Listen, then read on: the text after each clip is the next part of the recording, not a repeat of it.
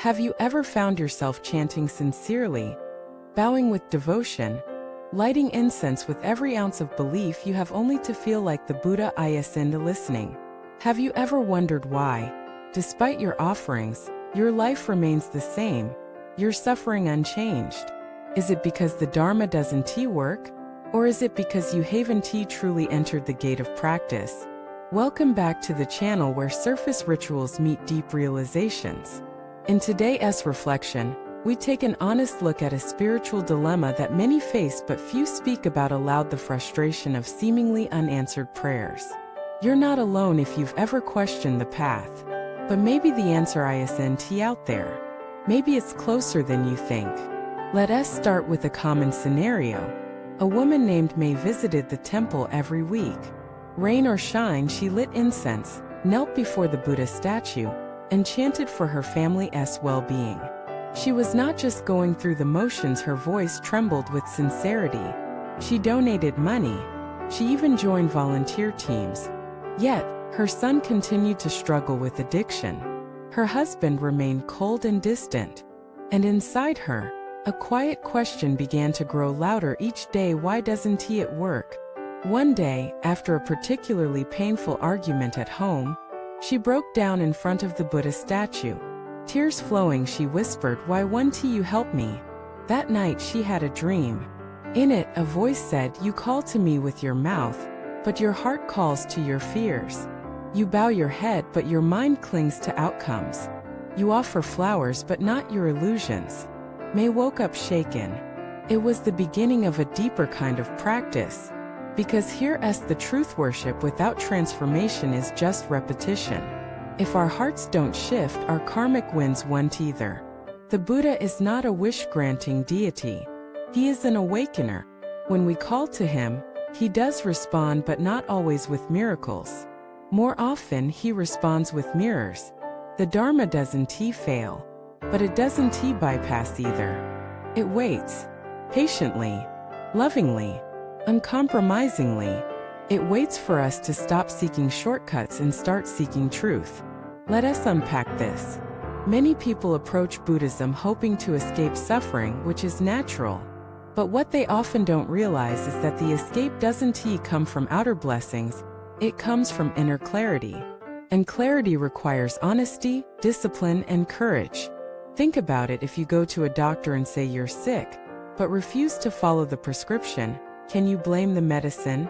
If you recite mantras but never look at your mind, if you bow before statues but never bow before your ego, if you attend ceremonies but avoid solitude, then what exactly are you practicing? The Buddha never said, "Worship me." He said, "Know suffering, abandon its causes, realize its cessation, and walk the path." But many skip straight to the end. We want relief without release. We want blessings without letting go of the very things that block them: attachment, pride, expectations. True practice begins not when we start praying, but when we start listening. And listening isn't always pleasant. Sometimes the Dharma tells you, "Let go of control." Sometimes it whispers, "Your suffering isn't punishment. It's your teacher." Sometimes it roars, "This isn't about your comfort. It's about your liberation." A man named Rong once confessed to his teacher, "I've chanted every day for 2 years. But my depression hasn't gone away." The teacher replied, "What do you chant?" "Amitabha," said Rong. "And what do you think of when you chant?" "My pain. My hope.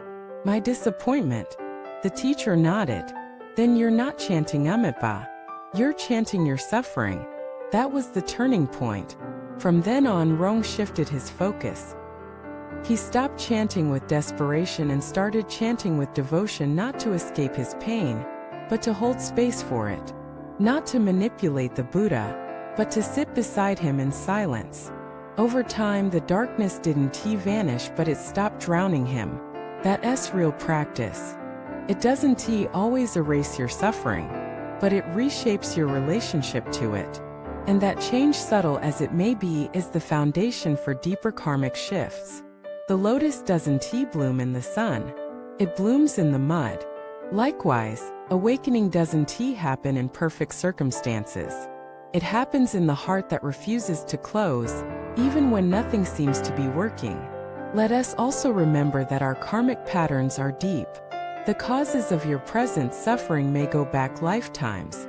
Expecting instant transformation from one prayer is like planting a seed and demanding a tree the next morning. That's not faith. That's impatience. True faith says, even if I don't see results now, I trust the process. True faith says, even if my circumstances don't change, I will. True faith says, I will keep walking not to escape, but to understand. And when that shift happens, the Buddha doesn't need to fix your problems because you begin to dissolve your delusions. And then, paradoxically, your problems do begin to change. Not always in the way you imagine, but always in the way you need. One woman recounted her story of praying for her sick husband. He never recovered. But through months of chanting and meditation, she found peace. Not because she got what she wanted, but because she discovered something deeper than loss. I thought I was praying for him, she said, but I was really praying for the strength to accept. This is the hidden power of the Dharma. It doesn't grant wishes. It grants wisdom. It doesn't save you from storms. Teaches you how to swim. And when you look back, you realize that that's the real blessing. So if you feel like your practice isn't working, pause and ask, am I really practicing? Am I willing to look inward? Am I asking for change while resisting transformation? Am I trying to use the Dharma? Or am I letting the Dharma use me to carve me, refine me, awaken me? Because once you let go of bargaining and start embracing, everything changes. You'll begin to see the Buddha not as someone far away, but as your own potential waiting to be lived. You'll see prayer not as a transaction, but as a tuning. You'll see suffering not as punishment, but as purification. And in that seeing, peace arises not because everything is solved, but because you're no longer fighting what is.